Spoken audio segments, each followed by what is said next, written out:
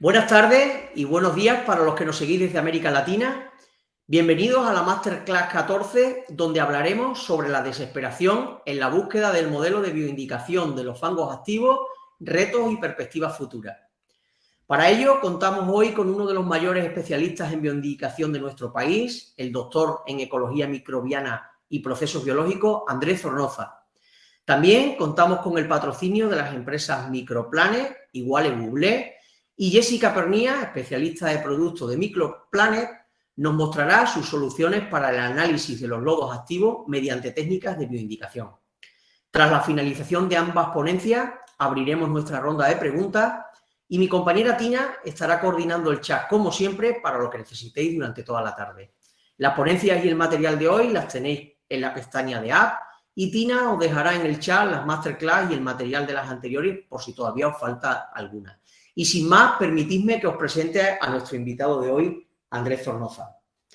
La historia de Andrés Zornoza en el mundo de la bioindicación comienza en diciembre del 99, cuando la abundante vida microscópica de una simple gota de fango activo lo lanzó al atrevimiento de intentar entender aquel complejo ecosistema.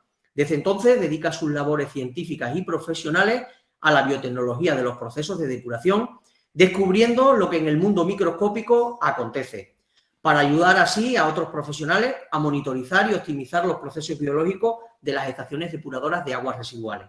En el 94 obtuvo el título de técnico en salud ambiental, cursando años más tarde el máster de sanidad medioambiental, y su interés por la química analítica de las aguas le condujo a cursar la licenciatura en química, graduándose en el año 2008 por la Universidad de Valencia y cursando un año más tarde la especialidad de dirección de EDAR dentro del máster de Ingeniería Ambiental. En el 2010, Andrés funda el Aula de Bioindicación Gonzalo Cuesta como centro de transferencia y conocimiento en el sector de la depuración de las aguas residuales. Presentó su tesis doctoral sobre ecología de los procesos de depuración, dando un nuevo enfoque al campo de la bioindicación, y en el 2017 alcanzó el grado de doctor en Ingeniería del Agua y Medioambiental por la UPV. Su vocación como investigador le ha llevado a participar en numerosos proyectos para distintas universidades y ministerios, publicando artículos científicos y aportando en congresos nacionales e internacionales avances sobre la materia. Actualmente ocupa el puesto de codirector de Iguale Bublé, donde transfiere sus conocimientos y desarrolla su carrera investigadora en la UPV. También es cofundador de H2O City, enfocada al desarrollo e innovación en ecourbanismo y biotecnología de los procesos de depuración de aguas residuales. Pero antes de darle paso a Andrés, permitidme también que os presente a nuestros patrocinadores de hoy, las empresas Microplanet y Iguale Bublé. Microplanet es una empresa especializada en el suministro de productos y equipamiento de laboratorio para microbiología en la industria alimentaria, laboratorios de agua, investigación, etc. Lleva más de 20 años ofreciendo soluciones que mejoran la calidad y la productividad de sus clientes, y en su división de bioindicación trabajan con tecnología que facilitan el análisis microbiológico en las aguas residuales. Su portafolio de clientes en esta área abarca principalmente laboratorios de EDAR y ETAP, que han logrado optimizar sus protocolos con la implementación de los análisis ATP2G y la tecnología BIP.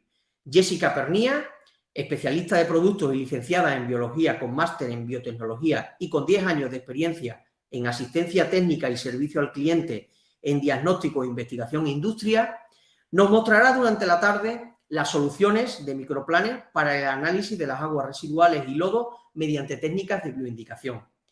Y sobre Iguale Bublé, deciros que su principal objetivo es hacer posible la transferencia de conocimientos científicos y tecnológicos sobre el tratamiento y gestión del recurso agua, gracias a los cursos presenciales online y en streaming impartidos por su equipo de investigadores y técnicos especialistas en el campo. El modelo educativo propuesto se basa en una red en continuo crecimiento donde tanto profesionales como alumnos forman parte de sus nodos interconectados y donde la tecnología y el conocimiento fluyen de forma bidireccional, potenciando la simbiosis y la colaboración entre todas sus partes. Y ya sin más espera, doy paso a nuestro primer invitado. Buenas tardes, Andrés. Hola, muy buenas tardes a todos. En primer lugar, agradecer a José Miguel del Arco por la invitación, dar enhorabuena, sin lugar a dudas, a la plataforma aguassuedes.info por esta iniciativa que nos permite, pues bueno, transferir los conocimientos científicos y técnicos a aquellos que nos dedicamos, pues bueno, a esto de la investigación y al avance en la materia. Sobre todo también quiero pues agradecer la asistencia a todos los asistentes que están hoy aquí, tanto de aquí de España como de Latinoamérica, y espero que bueno, sea de agrado esta exposición y que al final, pues bueno, me emplazo a que me pregunten lo que deseen. Bien, y sobre todo también agradecer la compañía de Jessica, de Microplanner, que es una gran empresa dedicada pues a todo el tema de bioindicación y productos de biotecnología. Bien, pues sin más voy a dar comienzo a mi exposición. Voy a compartir la pantalla. Bien, la tenemos aquí. Y vamos a empezar. Bien, lo primero, como ha dicho José Miguel, soy el cofundador y director del IH2O, de la plataforma educativa Web Bublé. Muchos de los que estáis aquí conocéis pues, nuestro trabajo. Llevamos 2 años pues, desarrollando actividades formativas, tanto en streaming como online, en lo que es la transferencia de conocimientos científicos y técnicos en el ciclo integral del agua. Y bueno, seguimos avanzando, la verdad, con muy buenos resultados. Bien, aquí tenéis la página web, tenemos todo tipo de oferta formativa en el ciclo integral del agua, desde vindicación, control de procesos de estaciones depuradoras, operación, mantenimiento, modelado, diseño, tanto en el ciclo integral relacionado con el saneamiento de las aguas residuales como también la potabilización. Bien, hoy voy a hablar sobre la desesperación en la búsqueda de modelo de vindicación en fangos activos. Y bueno, el objetivo principal de mi exposición es, de alguna forma, poner sobre la mesa aquellas barreras que nos llevan, de alguna forma, pues, a esa desesperación en encontrar ese modelo de indicación, esa información que tanto estamos esperando en el control de los fangos activos, en el seguimiento y en la optimización de las plantas depuradoras. Bien, a lo largo de la exposición, pues, voy a indicar algunos retos o perspectivas futuras que considero, pues, bueno, que a partir de mis 22 años de trayectoria considero que pueden ser interesantes y que creo que es el camino más inteligente a seguir. Bien, como todo, tiene un principio, como toda historia tiene un principio, a veces no tiene un final, como por ejemplo los fangos activos. Y bueno, esto no me voy a reiterar porque ya otras exposiciones de otros ponentes a Masterclass ya lo han reiterado varias veces. Y bueno, estos fueron los inicios de los fangos activos, en el año 1914. Pues bueno, esta panda de investigadores fueron los que nos llevaron, ¿no?, a trabajar ya en fangos activos, en el año 1914 en Manchester, y a partir de ahí, pues bueno, empezaron a surgir problemas, evidentemente. No esperaron mucho. En el momento que empezaron a construirse ya estaciones depuradoras, pues bueno, empezaron a aparecer los principales problemas. Problemas de espumas biológicas o foaming filamentoso, descubierto, bueno, más que descubierto,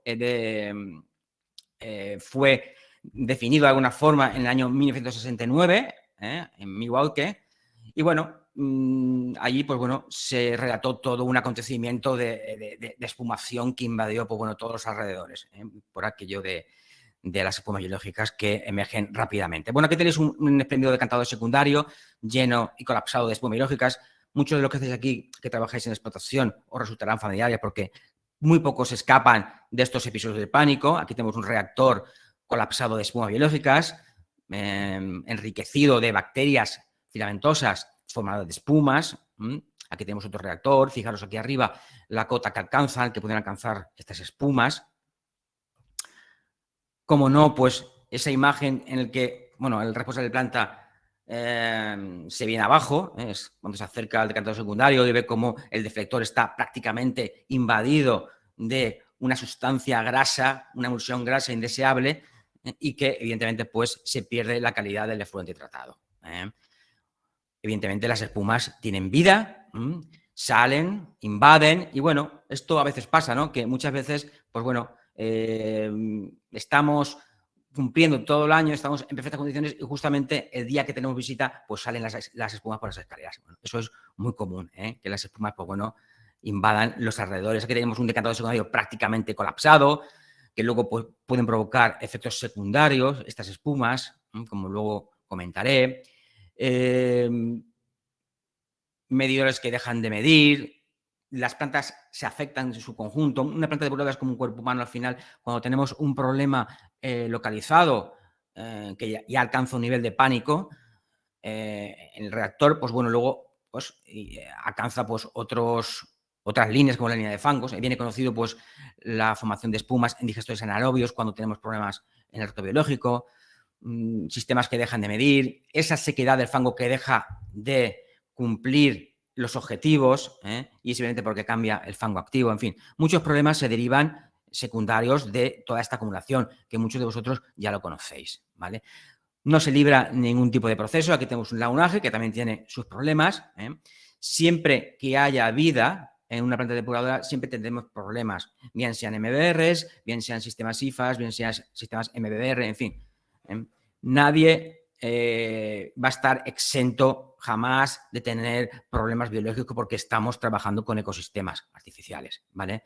Bien, también problemas de abultamiento. Este es otro gran problema que azota duramente a las plantas industriales, sin lugar a dudas, sector agroalimentario y, por supuesto, también nos lleva a momentos de pánico en las estaciones depuradoras urbanas. Aquí tenemos un bonito decantador lamelar, muy poco adecuado para los problemas de fangos activos, que, bueno, ya prácticamente son sistemas, son procesos, operaciones unitarias ya que están prácticamente en desuso y que no se plantean tampoco su diseño. Aquí tenéis un bonito abultamiento a punto de escaparse. Y esta es, pues bueno, la imagen en la que pues, el jefe de planta pues, se le cae el mundo encima, ¿no? Ese acercamiento a ese canal secundario que está prácticamente vomitando todo el manto de fango debido pues, al hinchazón o al abultamiento que fue definido en el año 1967, ¿vale? Por Pipex. Bien.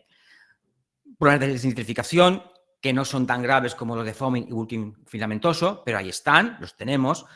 Hoy por hoy son menos patentes, puesto que tenemos mayores requerimientos de eliminación del nitrógeno y al final nos hemos visto obligados a establecer estrategias para la eliminación del nitrógeno y remodelación de diseños. Aquí tenéis un doble problema en el vertedero, en lo que es la corona externa, una desnitrificación y la parte de la central tenemos un foaming, es decir, que podemos tener problemas variados y a la vez. En este caso, ya os digo, un foaming y una desnitrificación y puede ocurrir también un bulking y un foaming por dos bacterias filamentosas distintas, ¿vale? Bueno, también tenemos problemas de ausencia de depuración, esa alteración del metabolismo de los microorganismos debido pues, a un tóxico, a que falta oxígeno o a que tenemos una sobrecarga orgánica o que simplemente nos hemos pasado purgando en el sistema, es lo que llamamos ausencia de depuración, que también provoca pues, problemas en el agua de salida. Aquí lo tenemos también, ¿vale? Y problemas de defloculación, aquí lo tenemos, ese flóculo que espontáneamente se rompe.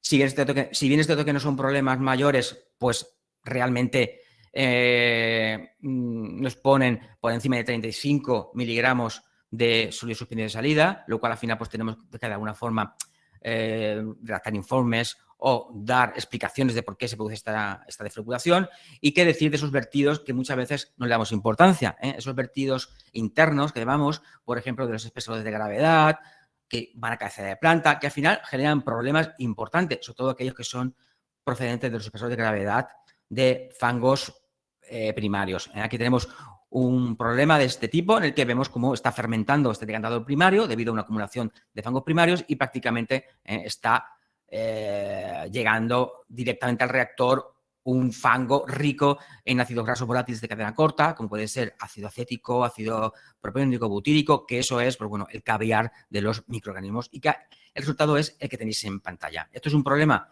de escape de manto que todavía no está definido, así como el bulking tiene su nombre, el foaming tiene su nombre, este episodio por ahora no tiene ningún nombre, ¿vale? Bien, vertidos, evidentemente, estamos sujetos siempre a ese peligro de esas empresas que incumplen, que muchas veces mandan más que los propios ayuntamientos y las diputaciones. Y ahí tenemos otro vertido de una mazara que provoca problemas, que decir de Nicotis pavicella, esa compañera inolvidable del invierno, vertidos de vinos, en fin, muchos problemas. Bien, llegado el momento, pues es hora de tomar una decisión. podemos tomar la pastilla azul y final de la historia y creeremos lo que queramos creer. Es decir, que mi planta es así, que el problema lo tiene el ingeniero, que esto es una cosa que siempre me pasa, esto es cosa de la temperatura, en fin, son, pues bueno, respuestas que no tienen ningún tipo de sentido y que de alguna forma van con lo de la pastilla azul.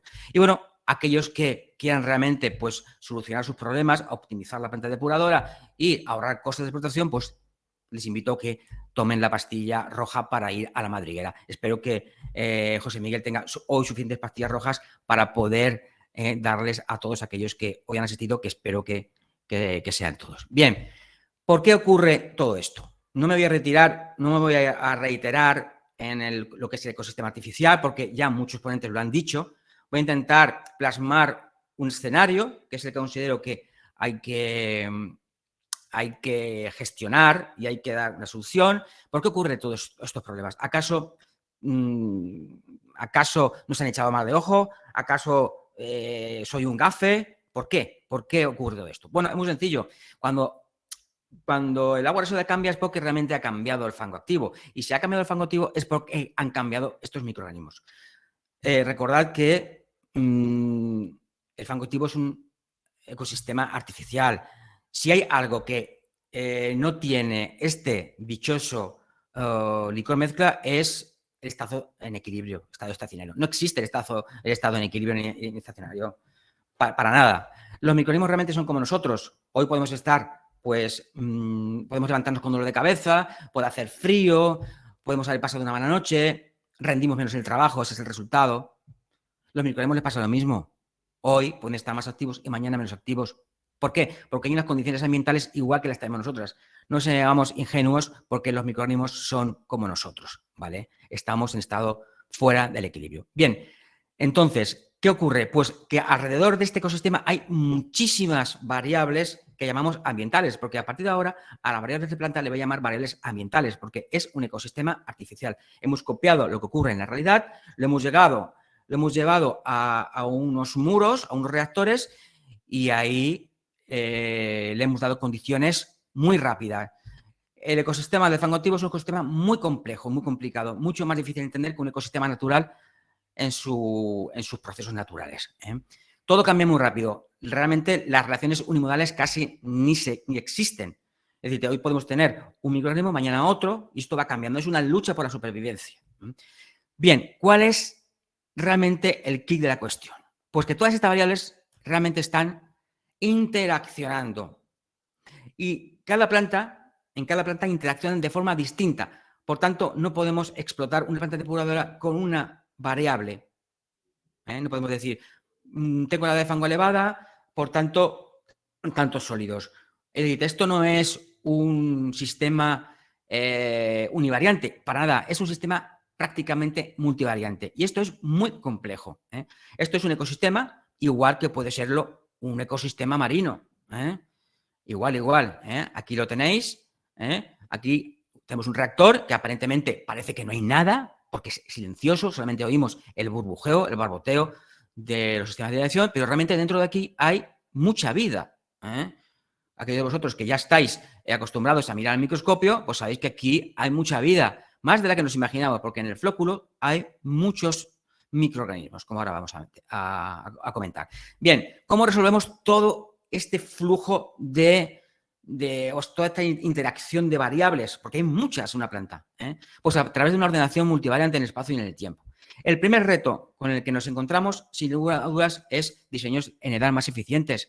Se necesitan sistemas con flexibilidad. Por favor, aquellos que diseñan plantas depuradoras, démosle flexibilidad a los pobres jefes de planta para que luego puedan maniobrar, porque es un ecosistema y lo que se pretende en estos ecosistemas es provocar cambios bruscos para que otros microorganismos puedan competir y desplazar a aquellos que no son adecuados en ese momento, ¿vale?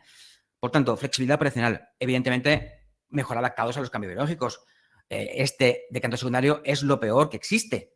Por ejemplo, aquí tenemos una tajadera muy estrecha que pretende sacar todo este mar de natas. Este mar de natas realmente no es que aparezca espontáneamente. Sí, a nuestros ojos aparece espontáneamente, pero realmente los microorganismos filamentosos van apareciendo poco a poco en el fango activo y si no hacemos un buen control rutinario, no vamos a ver cuando estamos en alto riesgo. Y evidentemente, claro, esta tajadera recoge toda esta nata enriquecida de filamentosas que la mezcla con la circulación y la lleva ni más ni menos que a la cabecera del reactor biológico. Pues imaginaros, en esta planta depuradora trabajé yo muchos años y bueno, los planes de fumación duraban 4 y 5 años. Otro reto, mejor gestión de los datos de control de planta, ¿vale? Tenemos cursos de todo esto, aquellos que estén interesados pueden entrar en www.walvole.com y claro, uno de los retos con los que nos encontramos es pues esos grandes conjuntos de datos que se acumulan durante la explotación sin ser procesados estadísticamente, lo que va a originar pues, una pérdida de información muy importante. ¿Sobre qué? Sobre el funcionamiento de optimización y capacidad de predicción, porque toda esa información nos puede servir para predecir. Incluso, ya os digo que si todos estos datos fueran considerados, incluso ni los responsables de planta los responsables de planta aún tendrían dificultades para tomar decisiones. ¿Por qué? Por estas complejas interrelaciones que yo he mostrado anteriormente, ¿vale? Las hojas Excel que ahora mismo maneja la planta, la mayoría sirven para una consulta esporádica, pero no son prácticas ni operativas, siendo además los planes excesivamente conservadores, los de análisis, con muchas variables que no aportan información y muchas de ellas redundantes, lo que provoca al final un gasto de material y tiempo innecesario. Desde mi punto de vista, se hacen demasiadas variables físico-químicas en las plantas depuradoras, por copia y pega de pliegos, pues por una falta de conocimiento, y al final eso es absurdo. Más vale ahorrar tiempo y dedicarlo al examen microscópico del fango activo antes que ser un generador de datos que al final se acumulan en hojas Excel sin sacar información, ¿vale? ¿Cómo gestionamos todo esto? Pues a través de una matriz madre. Importante, vamos a categorizar las variables. Es muy importante dividirlas en FQAF, que son variables físico-químicas de la fuente, FQLM, de licor mezcla, y operacionales. Y digo operacionales porque realmente son las que el jefe de planta puede modificar para provocar cambios, para la mejora del rendimiento del proceso y para el ahorro de costes de explotación, ¿vale? Podemos, evidentemente, añadir más variables de energía eléctrica o lo que se nos ocurra, ¿vale? Incluso factores espaciales y temporales. Bien, pues aquí tenemos una matriz madre, ¿vale? Para que la veáis. Aquí tenemos todos los factores, mes, estación, día. Aquí tenemos los 365 días del año. Y aquí tenemos todas las variables. ¿Es? FQAF, las tenemos por aquí, con todos sus cálculos, entrada al reactor. Por aquí tenemos variables operacionales, ¿vale? De licor mezcla. Y por aquí tenemos operacionales y luego también de salida, ¿vale? Ya os digo, todo esto en 365 días del año. Esto es el que llamamos matriz madre, ¿vale?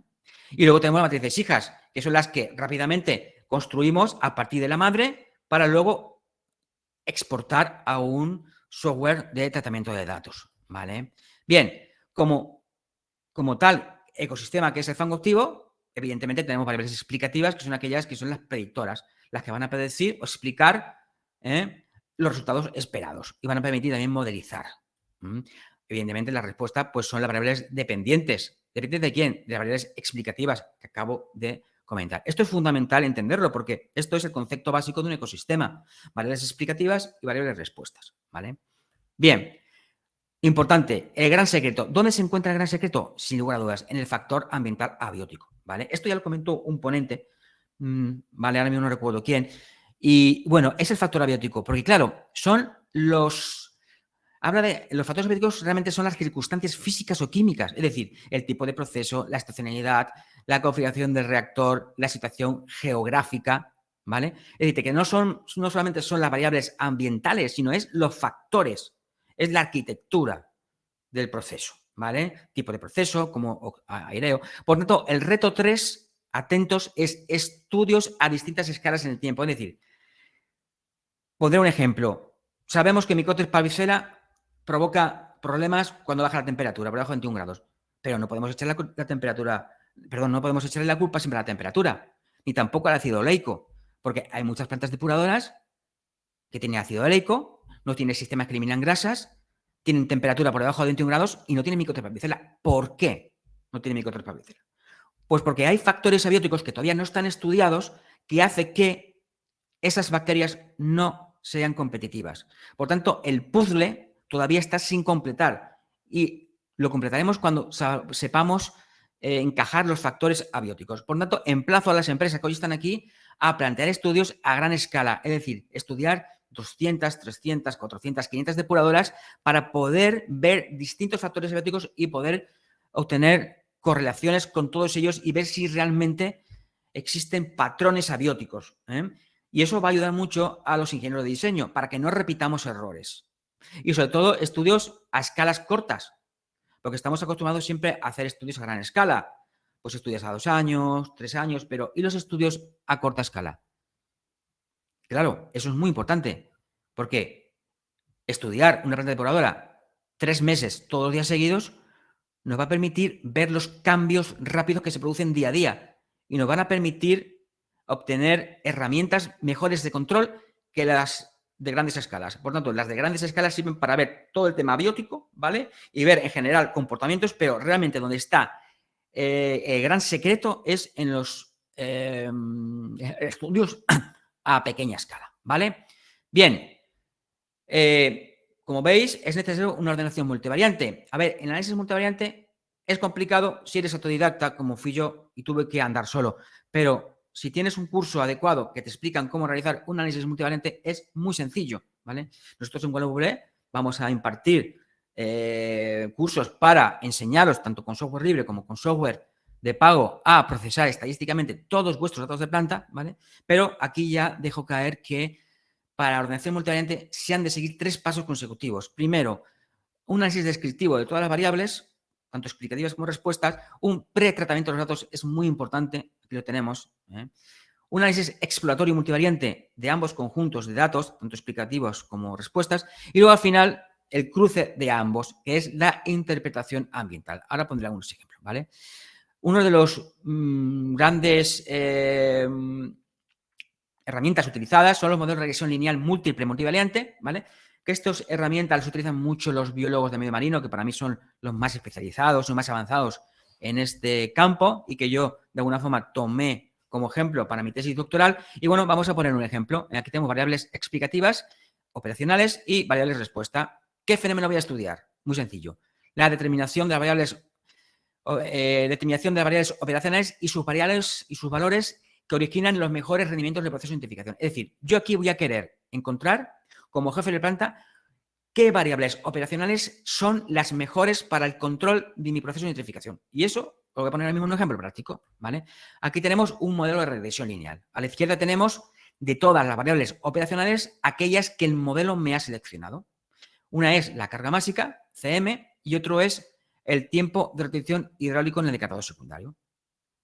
¿Vale? No voy a entrar a explicar en profundidad esto, ni mucho menos porque queda mucho, pero deciros que la carga másica, que está casi paralelo al primer eje, esto es un biplot, pues quiere decir que carga mucho sobre este eje, que es el más importante, ¿vale? Y este eje explica casi un 40% de la variación.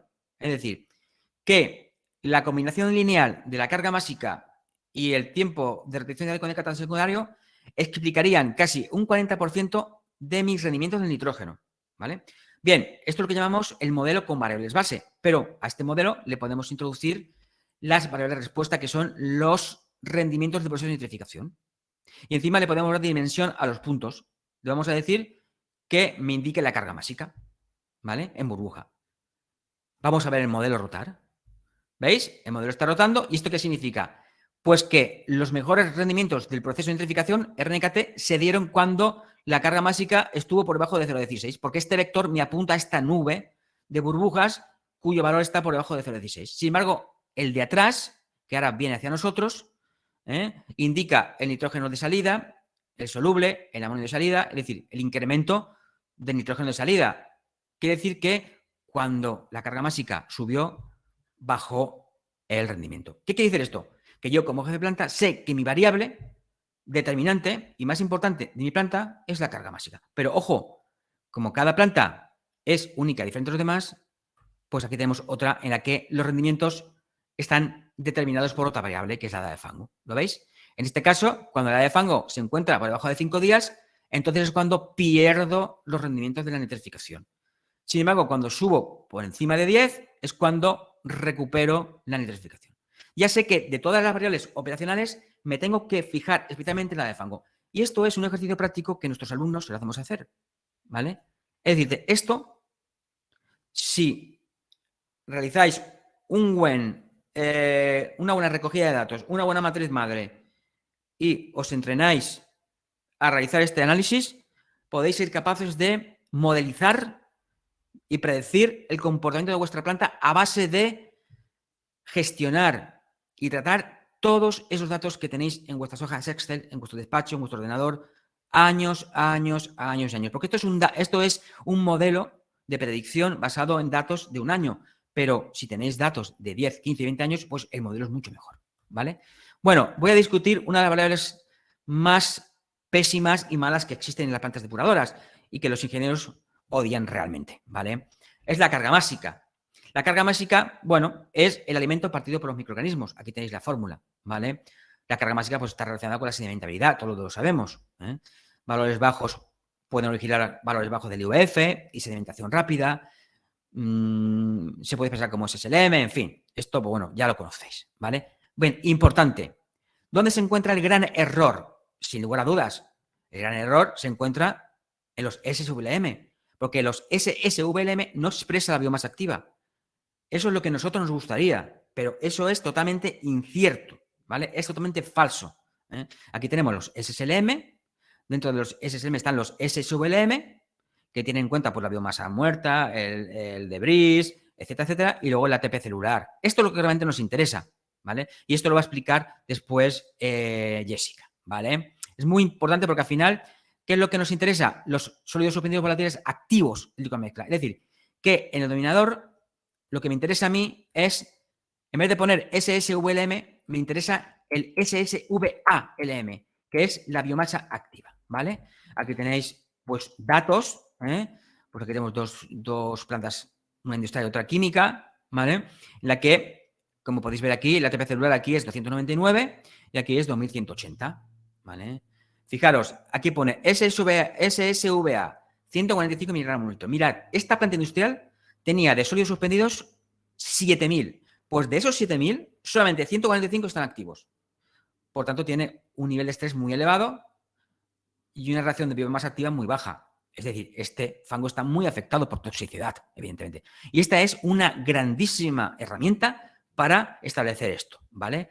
¿Dónde se encuentra otro error muy importante? Sin lugar a dudas, se encuentra en el numerador, ¿vale? ¿Por qué? Porque la materia orgánica se expresa de forma genérica, como DQ o DBO. Claro, es como si a nosotros ahora mismo nos ponen jamón de Jerez de la Frontera, de ahí cerca donde está José Miguel, que está muy rico, y nos ponen un plato de garbanzos. ¿Qué vamos a elegir? Pues hombre, seguramente el plato de jamón. ¿Es comida? ¿Es alimento? Sí. ¿Y qué me como? Lo que más me gusta. Pues los microorganismos no seamos insensatos, es que hacen lo mismo. Se van a comer lo que más les gusta. Por tanto, ahí falla la carga másica, en la expresión, porque es una variable genérica. Y luego, aparte, hay que decir que la de QO o de BO pues no es práctica, porque a los 5 días ya me vais a decir cómo yo tomo medidas correctoras, ¿vale? La de ecosoluble es una buena alternativa para la de BO5, ¿vale? Y luego, evidentemente, la interacción entre variables. La carga másica no tiene ningún tipo de sentido si no se tiene en cuenta el tiempo de retención hidráulica en el reactor.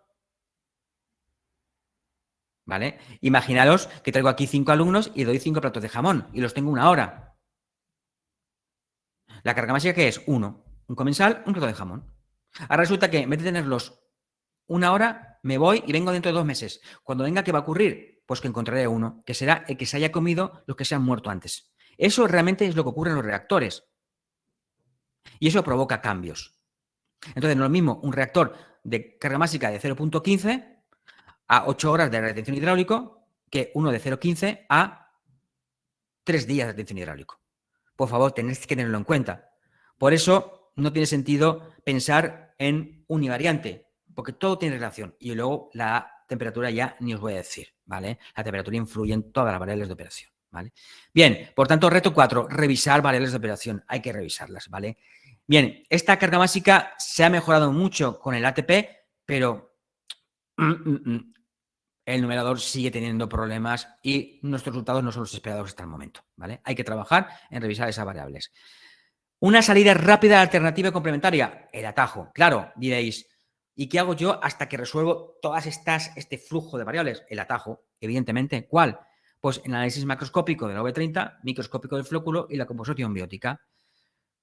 Mirad, el análisis macroscópico y microscópico del flóculo es estrictamente fundamental y necesario en cualquier planta para cualquier técnico, ¿vale? Porque no realizar un análisis macroscópico y microscópico del flóculo es como deambular con una venda junto a un precipicio. Es que te vas a caer, ¿vale? Es lo mismo que quitarle los retrovisores a un corredor de Fórmula 1. Es que no va a tener maniobra. O sea, no se concibe una monitorización de una planta sin un mínimo análisis microscópico del flóculo y macroscópico de la V30, ¿vale? Niveles básicos estructurales a nivel de conocimiento, 2.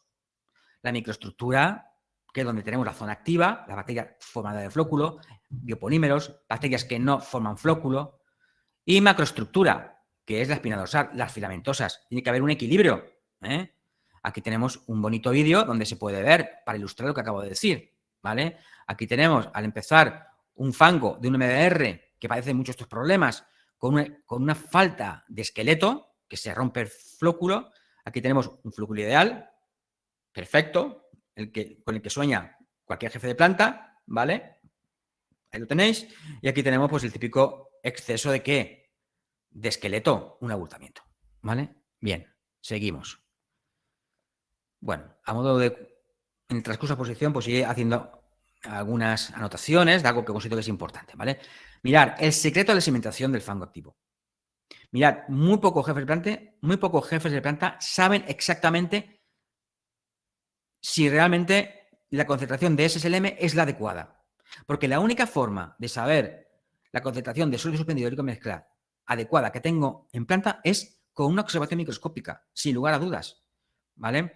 Entonces, el secreto de la sedimentación del fango activo son los núcleos, la maduración, que es el debris celular, los residuos celulares, que lo podemos aquí ver muy bien en una foto de fluorescencia en el que en rojo aparece las células muertas, ¿vale? Ahí lo tenéis, ¿eh?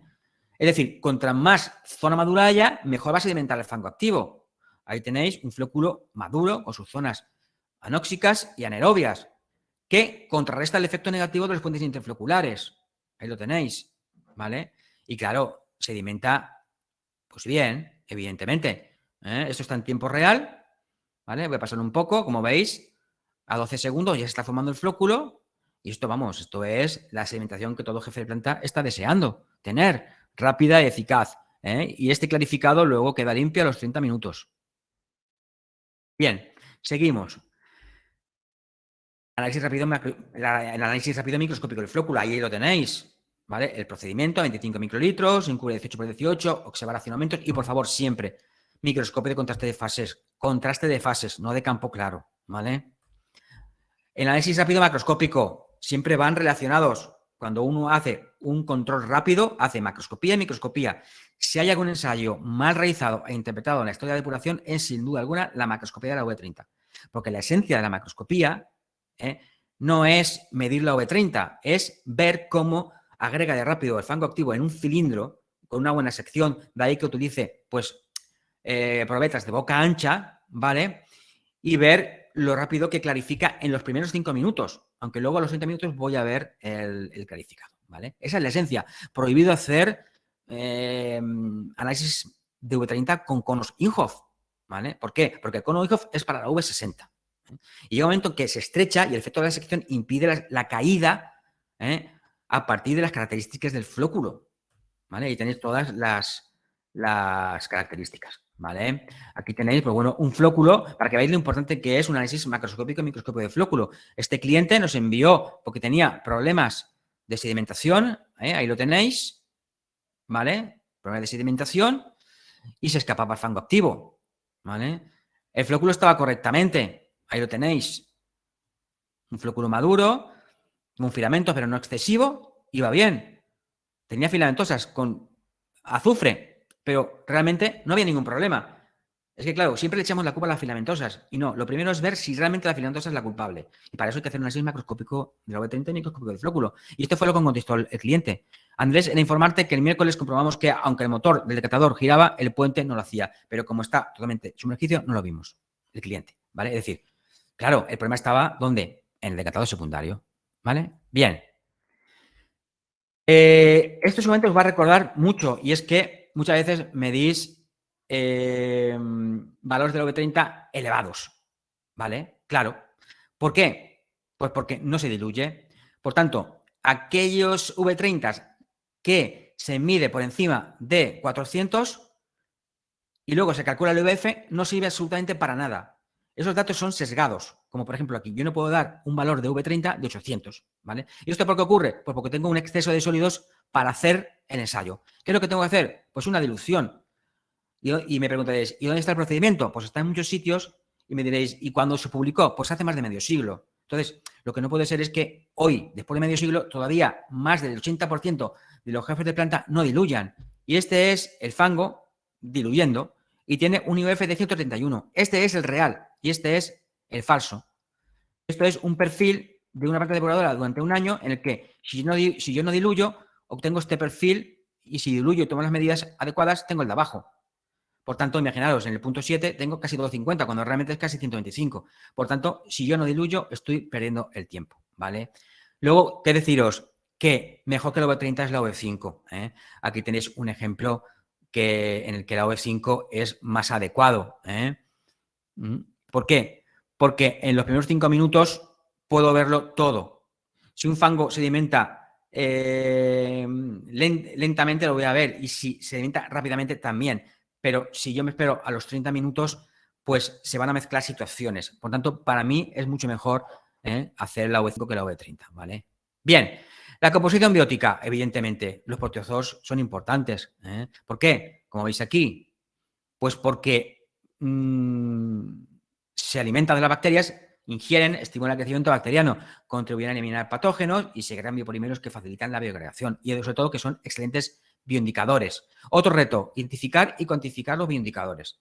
Creo que aquí el gran problema que hay es que los analistas, los técnicos de laboratorio, donde está el problema es en la cuantificación, ¿vale? Y eso es una cosa que es un reto, ¿Por qué? Porque hay que cuantificar para poder obtener modelos de predicción en las plantas depuradoras, ¿vale? Tenéis los protozoos y metazoos que se dividen en flagelados, sacodinos, ciliados y metazoos en todos estos grupos, ¿vale? Estrategias para la identificación, ahí las tenéis, protozoos, primero, si son flagelados, ciliados, sarcodinos. Los flagelados pueden ser grandes flagelados, pequeños flagelados, ¿vale? Los sarcodinos son las amebas desnudas, amebas testáceas. Y luego los ciliados, que es el gran grueso, pues se dividen en reptantes, sesiles y nadadores, ¿vale? Entonces, mi consejo es que primero detectéis qué grupo es para luego en las fichas, cuando vienen luego las fichas, sepáis descartar bien, Esa es un poco la estrategia que enseñamos nosotros a nuestros alumnos. Aquí tenéis los grandes flagelados, por ejemplo, Peranema trichoforum. Estas son las nuevas fichas que estamos trabajando, ¿vale? Que hemos adaptado, y las tenéis. Aquí tenemos la interpretación ecológica respecto al rendimiento del proceso, ¿vale? Esto es un gran bioindicador de buenos rendimientos en la nitrificación, ¿vale? Aquí la interpretación ecológica respecto a las variables ambientales. La terminología es importante, os la dejo aquí en la documentación para que la reviséis.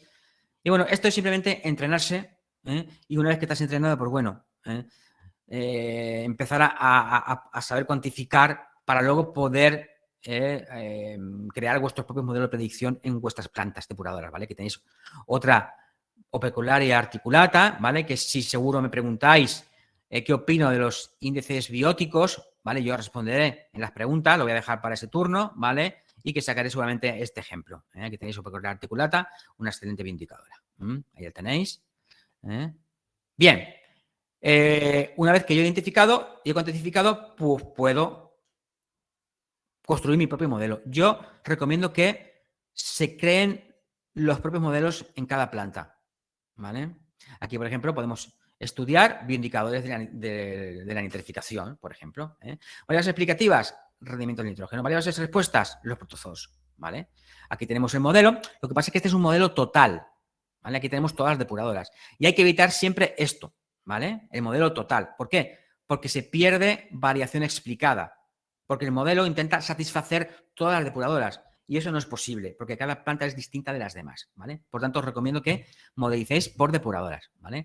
Pues aquí tenemos un... Bueno, esto lo vamos a pasar porque esto es una correlación con las estaciones, ¿vale? Que también se puede hacer.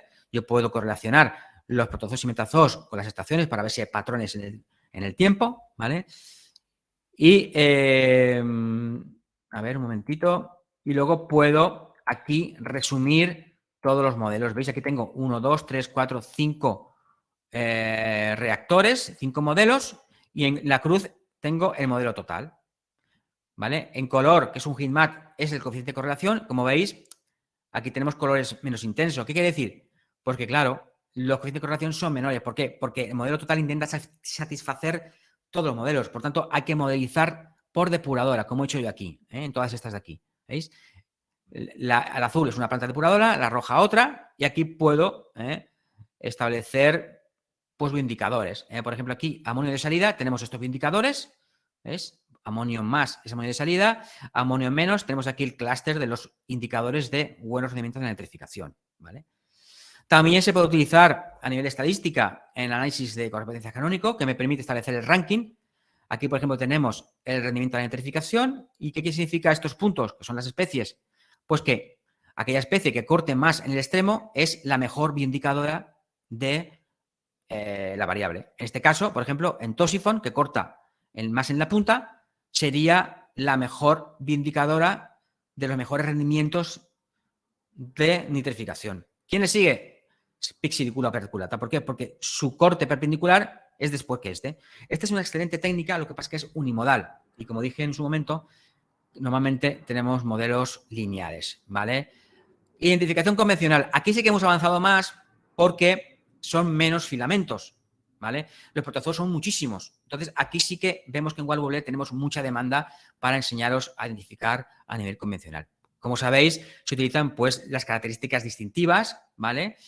Como os recuerdo de que trabajamos a nivel convencional con morfotipos que no son especies, eso lo creó Wakeman en el año 1975 y es la agrupación de especies que se parecen a partir de sus características morfológicas y respuestas a las tinciones. Aquí tenéis pues la forma recta, irregular, torcida, curvada, ¿vale? Tinciones, que también es importante.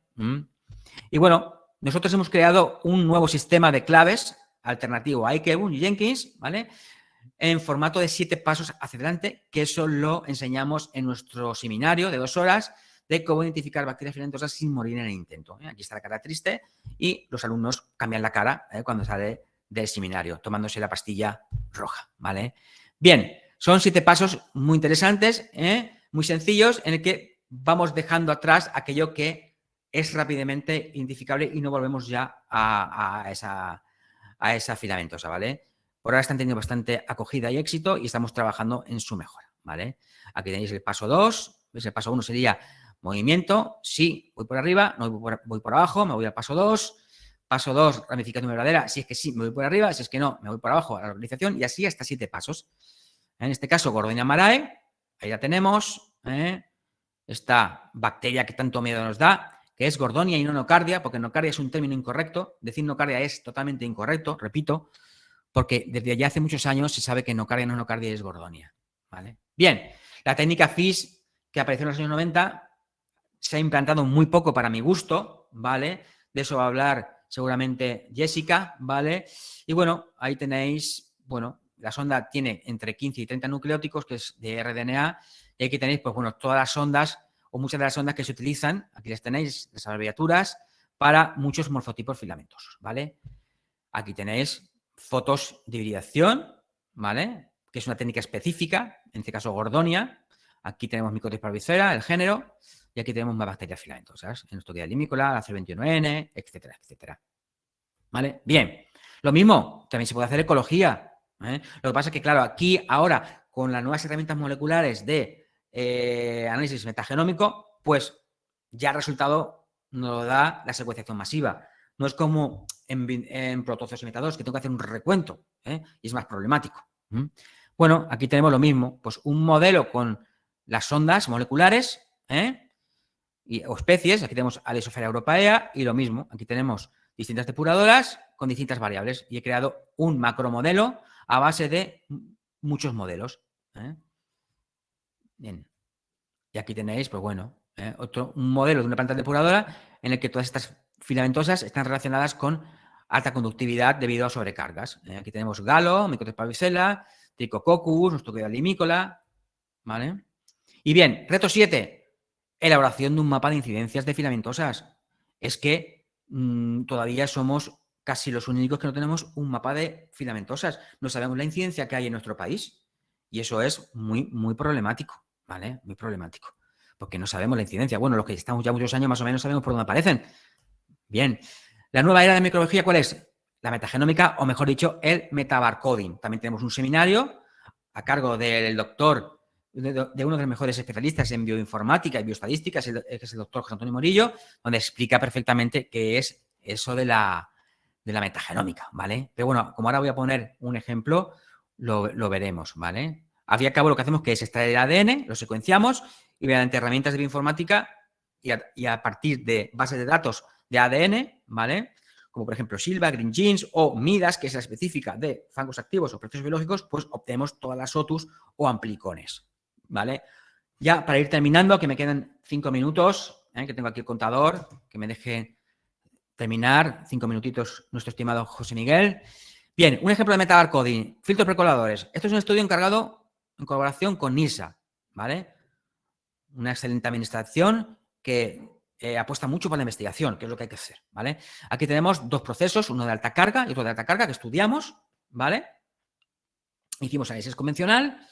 Aquí establecimos en el de alta carga C y en el de baja carga qué filo había y qué clases, Hay diferencias importantes, como se pueden ver aquí. Por ejemplo, a nivel de clases tenemos más gamma proteobacteria en baja carga, ¿vale? Tenemos algo muy interesante que es mucha epsilon bacteria aquí y aquí. Por tanto, es importante estudiar y se pueden hacer muchos gráficos y muchas cosas, ¿vale? Mirad, lo primero que hicimos fue hacer una FIS, ¿vale? Entonces, empleamos la sonda de nitrosomonas de género y vimos que había muy poquitas. Aquí les tenéis, ¿vale? Aquí están. Entonces, esto es análisis metagenómico, el resultado, donde tenemos aquí, pues ni más ni menos que 1.500 especies, o otus, mejor dicho, y vemos cómo, pues bueno, nitrosomonas, me voy para abajo, las tengo por aquí, nitrosomonas, hay muy poco porcentaje relativo, que era lo que cabía esperar porque tampoco vio mucho con el análisis FIS. Me bajo por abajo, tengo otra especie de nitrosomonas, ¿vale? Que no tiene a un nombre, tiene un código según el proyecto Midas, ¿vale? Y que tampoco hay un alto porcentaje, fijaros. Es decir, con el análisis metagénico puedo ver absolutamente todo lo que hasta este momento está descrito en las bases de datos. Esto es un asombroso e incalculable herramienta potencial para el estudio y la comprensión de los procesos biológicos, ¿vale? Bien, entonces, voy para atrás. No había nitrosomonas y así lo comprobamos en el metabarcoding, ¿vale? Nitrospira, aquí tenemos las filas, había muy poquita también, como veis, bueno, y nitrospira, si me bajo para abajo, pues nitrospira, por aquí muy poquito, nitrospira de fluvi, que es la especie, en el de alta carga de 0.01, aquí hay 0.09, muy poquito, ¿vale? En general no había casi nada, ¿vale? Y lo que sí que había era una especie que era la nitrospira nitrosa, que es la 636, que eso es lo importante. Me voy a la fila 636.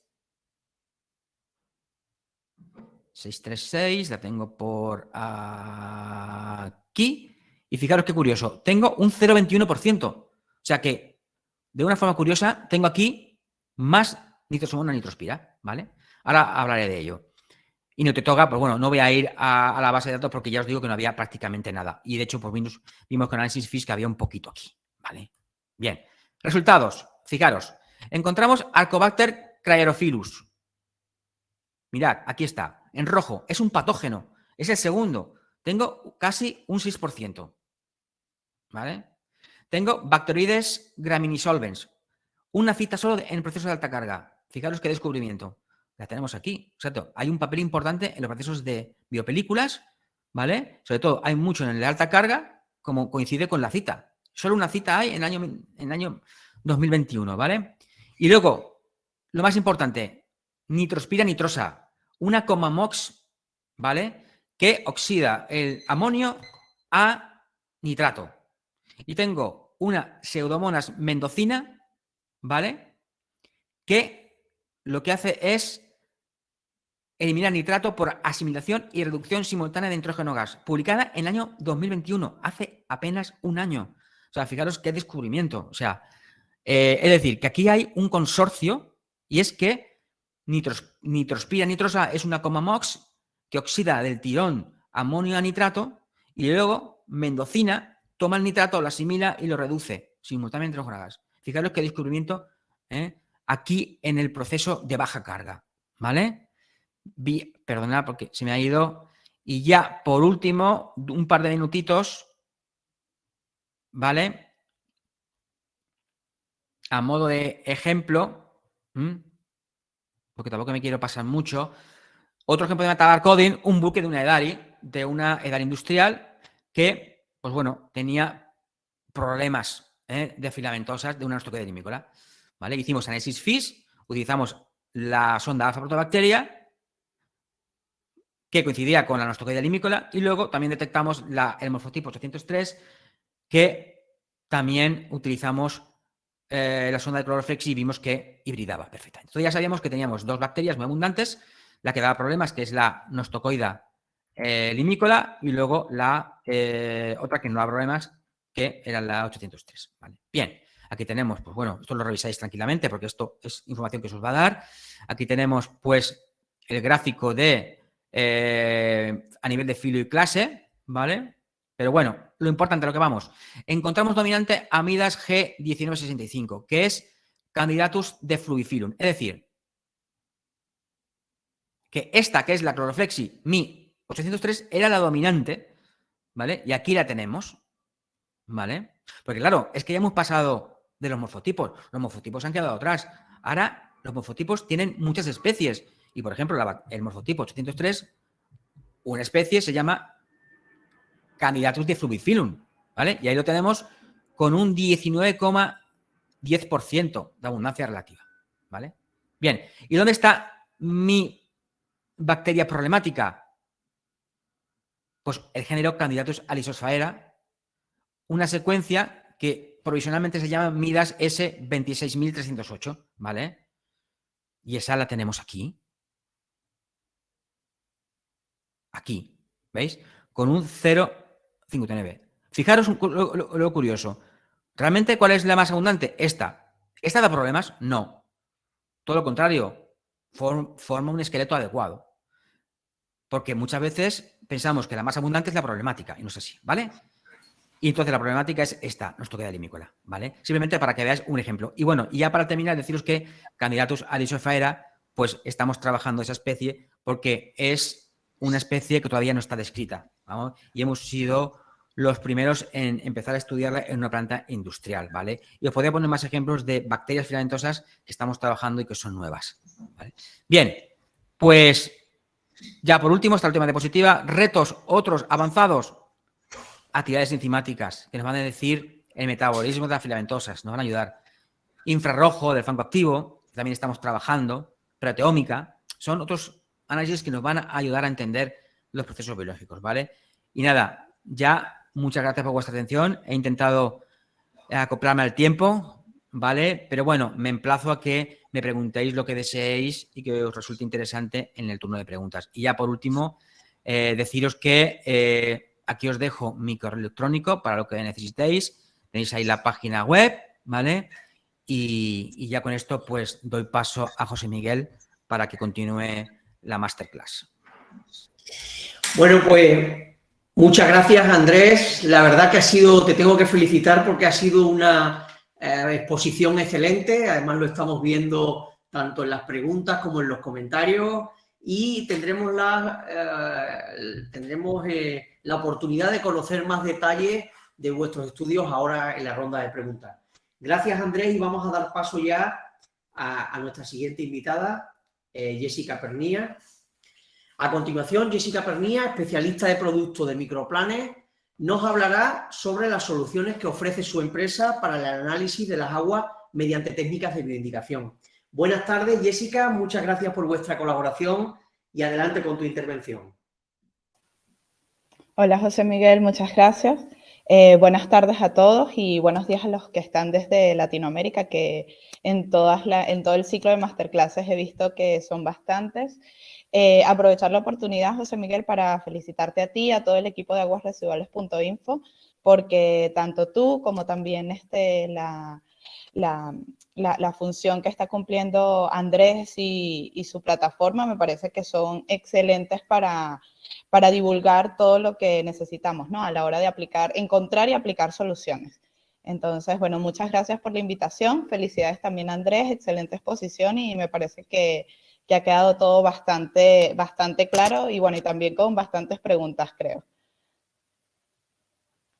Vale, entonces, comienzo con mi presentación.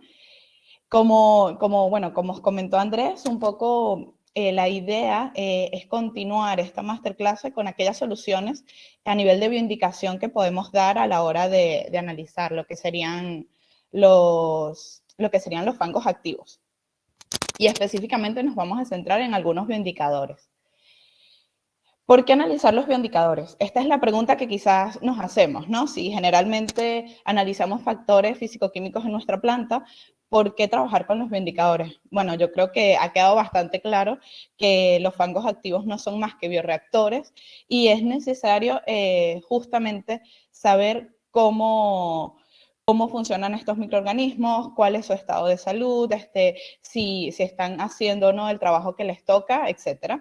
Y esto, cuando nos preguntamos cómo identificarlos, pues hay muchas técnicas hay varias técnicas que nos permiten identificarlos y específicamente aquí vamos a centrarnos en lo que es la técnica BIT, que es una derivación o una mejora de la técnica FISH, que como también bien dijo Andrés, es una técnica que lamentablemente no está siendo aplicada y tan explotada en nuestro país como podría ser, ¿no? Y bueno, ya vamos a comentar un poquito de eso.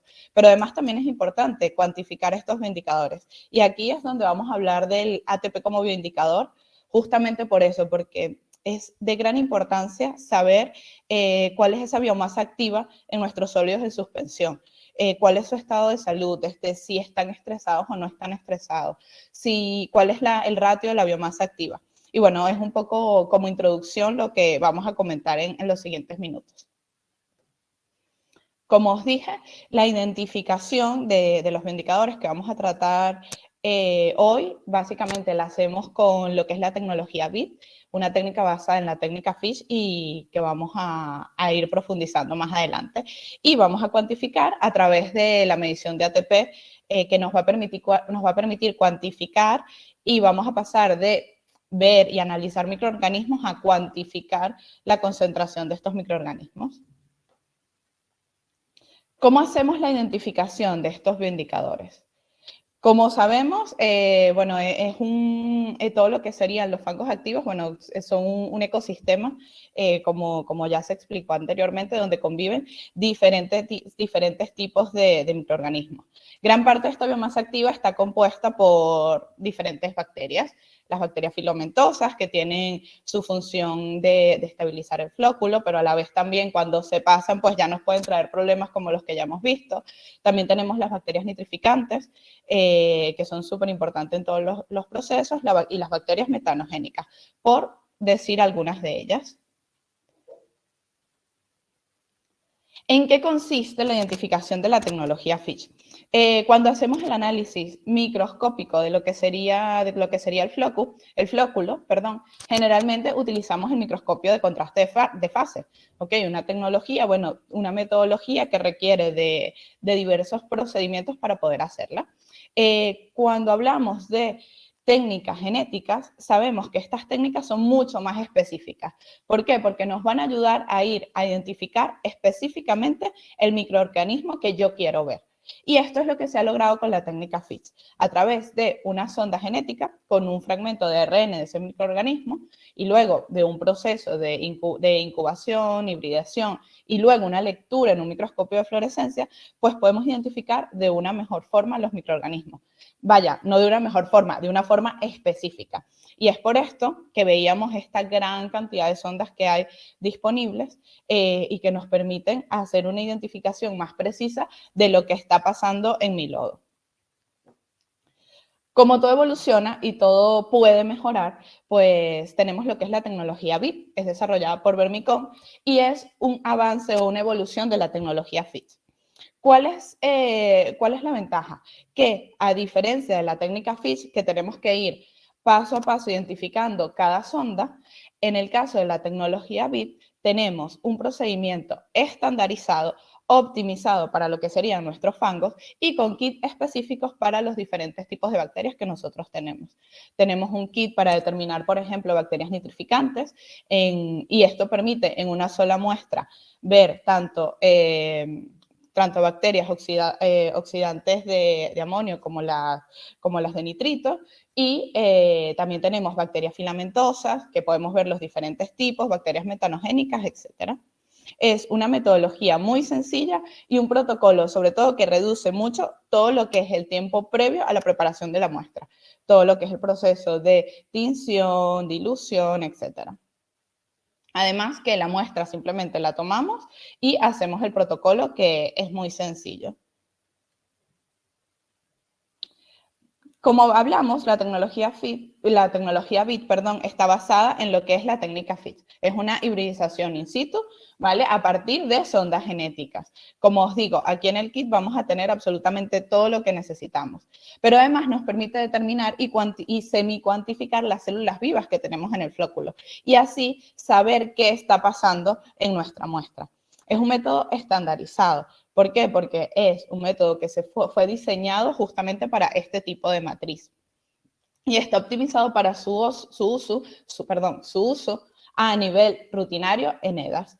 Esto quiere decir que con el uso de sondas específicas también nos permite adelantarnos incluso a posibles problemas de bulking, por ejemplo, de que nos bajen las bacterias nitrificantes, etc. La manipulación es sumamente sencilla. Entonces, esto también nos ayuda. ¿Por qué? Porque todo lo que es la parte del recurso humano es más sencillo de formar a la hora de realizar tanto lo que es el proceso de hibridación como el proceso de lectura. Es más rápido que el método tradicional por el tiempo que nos estamos ahorrando y además es de fácil implementación. Ahora, ¿cómo vamos a explicar esta tecnología en nuestras distintas plantas? Bueno, lo ideal es establecer o utilizarlo como un sistema de alertas tempranas, ¿ok? Y por supuesto, todo lo que estoy hablando, la idea es hacer un complemento a los análisis o a los parámetros que usamos habitualmente, ¿ok? Yo a continuación, es verdad que tenemos poco tiempo y voy a tratar de ser un poquito, bueno, un poco no, voy a tratar de ser precisa y luego pueden hacerme cualquier pregunta. Voy a dar algunos ejemplos, ¿vale? En el caso de bacterias nitrificantes, bueno, aquí vemos cómo es la diferencia entre una imagen de un microscopio tradicional de contraste de fase y luego cuando hacemos la tinción con la tecnología, con la tecnología BIT. ¿Okay? Aquí, como os digo, además de ver de forma simultánea, de ver a la vez ambos tipos de bacterias, voy a poder ver cuál es el estado de mi fango, en qué estado está cada tipo de microorganismos. Por supuesto, aquí medimos microorganismos vivos o biomasa viva activa. Y cuando lo utilizamos en procesos o en metodologías de monitorización, nos vamos a poder adelantar a procesos en los cuales las bacterias nitrificantes ya no estén ejerciendo su trabajo cuando ya hayan muerto o cuando ya no estén haciendo la labor que les toca. Y esto, por supuesto, nos va a permitir adelantarnos a cualquier tipo de problema, porque recordamos que uno de los principales problemas dentro de las plantas es justamente que las bacterias tienden a responder de forma muy lenta. Entonces, haciendo esta medición, pues podemos adelantarnos y tomar acciones correctivas o incluso preventivas.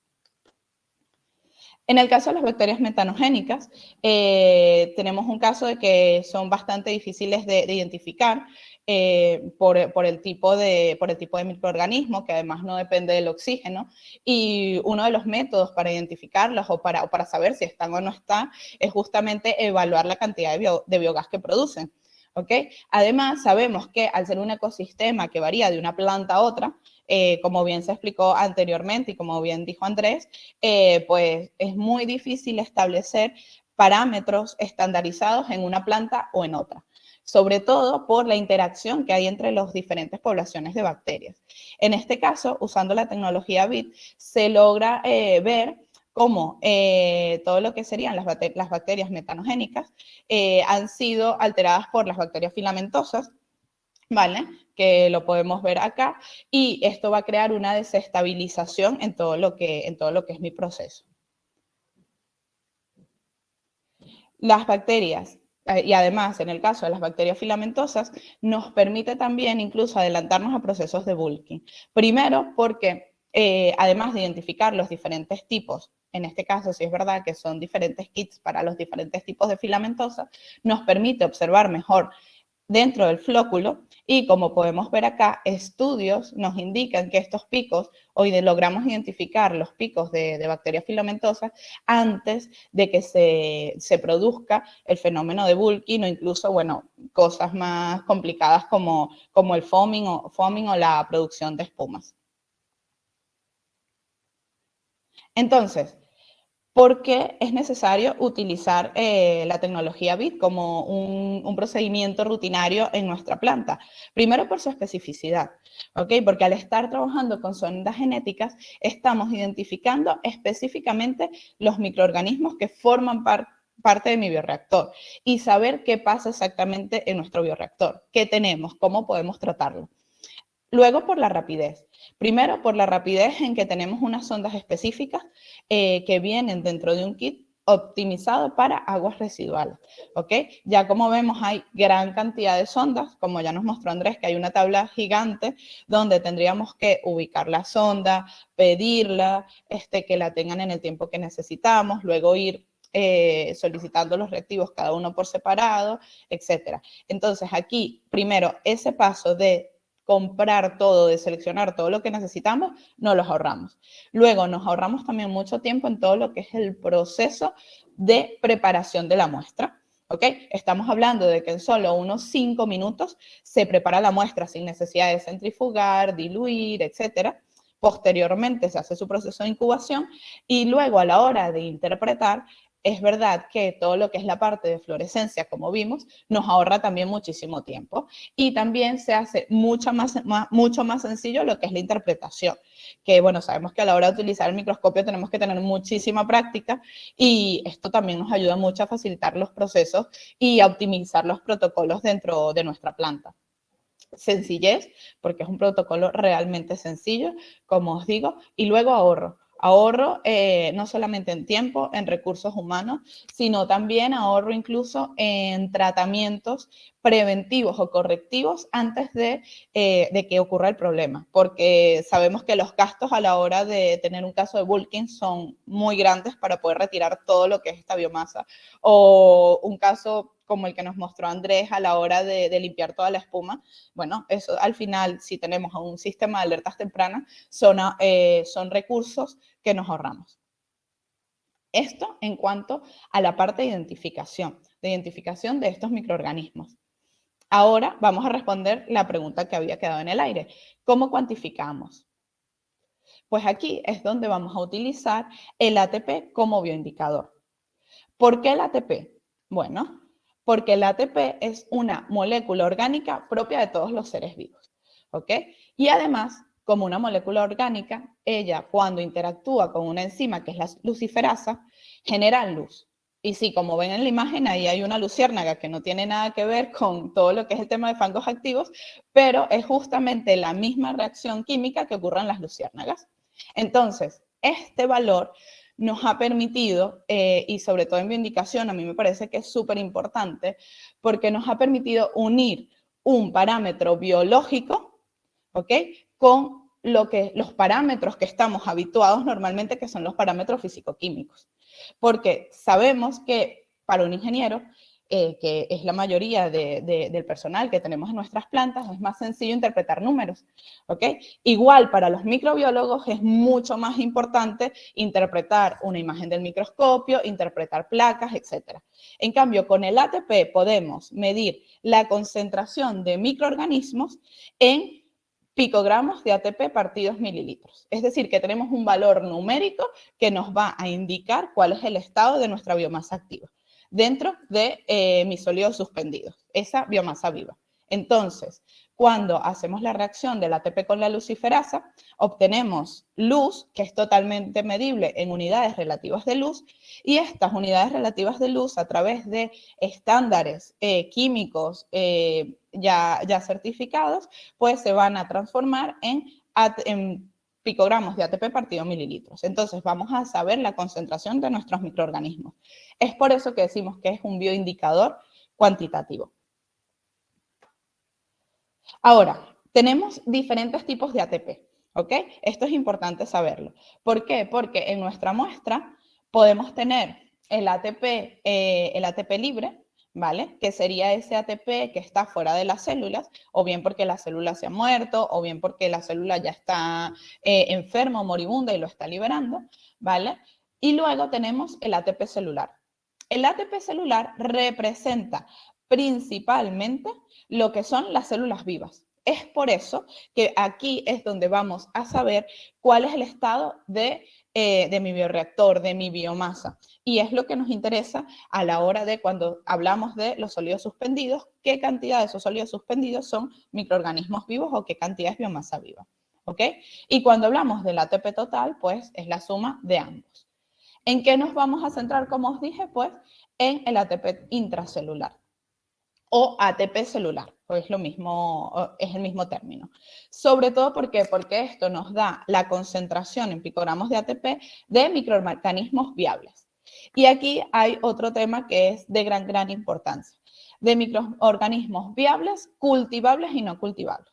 Ustedes me dirán, a ver, pero viables es lo mismo.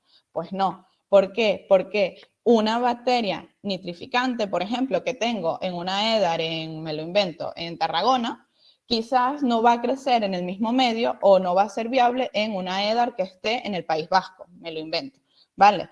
Entonces, esto los microbiólogos tampoco los podemos emular o lo podemos simular en una placa, comenzando porque cada planta es diferente y los factores físico-químicos van a cambiar. Entonces, por eso es tan importante que aquí vamos a medir microorganismos viables, cultivables y no cultivables.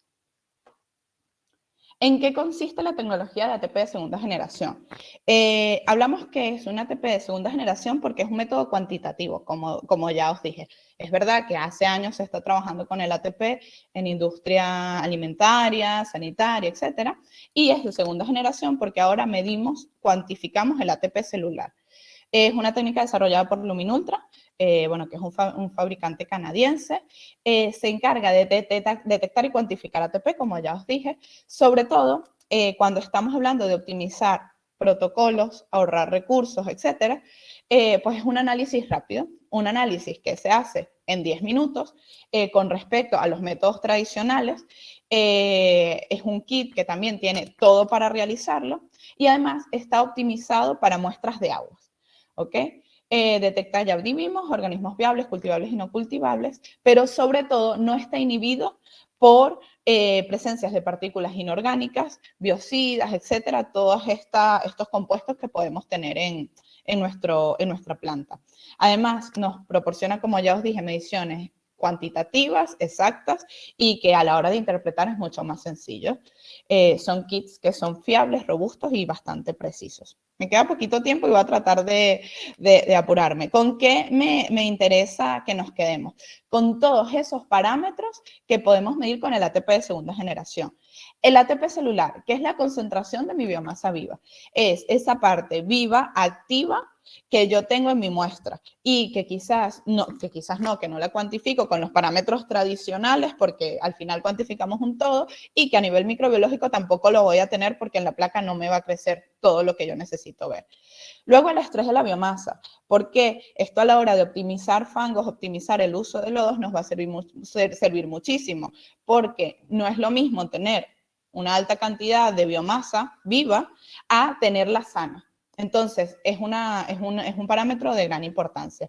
Además, también a la hora de analizar toxicidad, etcétera, lo vamos a ver. Luego, el ratio de la biomasa viva en todos estos sólidos suspendidos y también un parámetro que, bueno, es relativamente reciente, pero también se está aplicando mucho, nos va a permitir determinar lo que es la biomasa total de bacterias filamentosas. Y aquí estamos hablando que nos va a permitir adelantarnos hasta 2 semanas en los fenómenos de bulking. Entonces, esto de la mano del Fitch, pues nos da información y a medida que más tenemos información de nuestra planta, mejores decisiones podemos tomar. El ATP en un EDAR, sí. El ATP de segunda generación lo podemos aplicar en una EDAR. ¿Para qué? Para hacer auditoría de nuestra planta, de los distintos puntos de nuestro proceso, de cómo está funcionando de nuestro tratamiento, por supuesto, a nivel del bioreactor, de la biomasa viva que tenemos. Hacer la monitorización, no solamente de nuestros lodos, sino también de nuestros vertidos, evaluar la toxicidad de los distintos vertidos que puedan llegar a nuestra planta y cómo afectan el funcionamiento general de nuestra planta. Esto se puede hacer incluso a nivel estacional, que es uno de los casos que según la estación pues tenemos más o menos vertidos más o menos tóxicos, y luego a la optimización de los fangos, sin duda alguna. ¿Por qué? Porque vamos a saber si el tiempo de vida útil es correcto, si estos fangos realmente están activos, si los microorganismos están sanos o no, etcétera. En el caso, por ejemplo, una de las aplicaciones muy utilizada también es la optimización de la aireación. ¿Por qué? Porque cuando sabemos cuáles son estos niveles de ATP celular, que es mi biomasa viva, y del estrés de la biomasa, yo puedo determinar una demanda de oxígeno óptima. ¿Ok? A partir de aquí, pues establecer los diferentes ajustes que yo tenga que hacer en la aireación y sobre todo esto se va a traducir en ahorro de dinero, en ahorro de tiempo, y nos va a permitir tener más controlado todos los que son nuestros procesos dentro de la planta. También con el ATP celular y el estrés de la biomasa podemos evaluar la bioactividad de nuestros lodos, los cuales también variarán según la profundidad, evaluar cuándo es necesario hacer la recirculación o no, e incluso si utilizamos bioremediación, evaluar la efectividad de esta bioremediación, evaluando los niveles de ATP celular, del estrés de la biomasa y también el ratio de la biomasa activa que aquí se me escapó. Y en el caso, como os dije, de la detección de bulking a partir de la biomasa de las bacterias filamentosas, pues nos va a permitir establecer estas alertas tempranas, que como os dije, se pueden adelantar hasta 15 días. Además, el ATP de segunda generación nos permite tener otras aplicaciones, ¿ok? Y estas aplicaciones se pueden dar en todo lo que es la gestión del ciclo integral del agua. Bueno, estudios de toxicidad, que ya lo vimos, valoración de la bioactividad, que ya lo vimos. En el caso de aguas regeneradas, que hemos visto algunos seminarios también en aguasresiduales.info, y también en todo lo que serían aguas de distribución, etcétera, todo lo que es el control de la cantidad microbiológica en aguas regeneradas, de potabilización, etcétera. Aquí medimos directamente el ATP celular. Y en todo lo que tiene que ver con redes de distribución, pues también con el ATP de segunda generación podemos hacer análisis y monitorización de todo lo que serían los biofilms, que de hecho, bueno, esto es un problema que podemos tener que afecta todo lo que serían las redes de distribución y lo podemos analizar de mejor forma con el ATP de segunda generación. En resumen, ¿por qué vamos a usar el ATP de segunda generación? Bueno, porque es cuantificable, nos da números que además podemos interpretar, ¿ok? Y que nos puede venir y que nos va a ayudar a complementar toda la información que necesitamos para una mejor gestión de nuestra planta, porque es un protocolo sencillo y optimizado. El protocolo no tarda más de 10 minutos y no tardamos más de 10 minutos en tener resultados y en tomar decisiones. Es un método rápido, Reduce los tiempos de respuesta, por eso estableciendo alertas tempranas y teniendo un buen seguimiento de todo lo que es nuestros procesos, y por supuesto nos permite optimizar y ahorrar recursos. En resumen, estas metodologías que hoy les he planteado, pues nos permiten hacer un análisis eficiente en nuestra planta, en nuestros fangos, ¿ok? Con la unión de los parámetros tradicionales, por supuesto, de todo lo que es la tecnología BIT, que aunque no lo creamos así, es accesible y le podemos sacar muchísimo provecho, cosa que actualmente no se le está dando o no se le está dando la importancia. Igual en el caso del ATP de segunda generación, y con estas dos metodologías pues vamos a tener controlados y bien monitorizados todos los que serían nuestros bioindicadores y todo lo que son los microorganismos que forman parte de ese fango activo. Bueno, muchas gracias por vuestra atención. Espero no haberme pasado mucho de tiempo y bueno, estoy atenta a vuestras preguntas. Bueno, pues muchas gracias, Jessica. Ha sido también muy interesante tu exposición. Además, ha venido, como siempre, a cumplimentar la ponencia de nuestro profesor de hoy, de Andrés Zornoza. Y bueno, pues ya pasamos a las preguntas porque la verdad que hay un montón. La primera, de Miren Ortúnez, que nos pregunta, Andrés, que cómo afecta la intrusión de agua marina en un reactor biológico.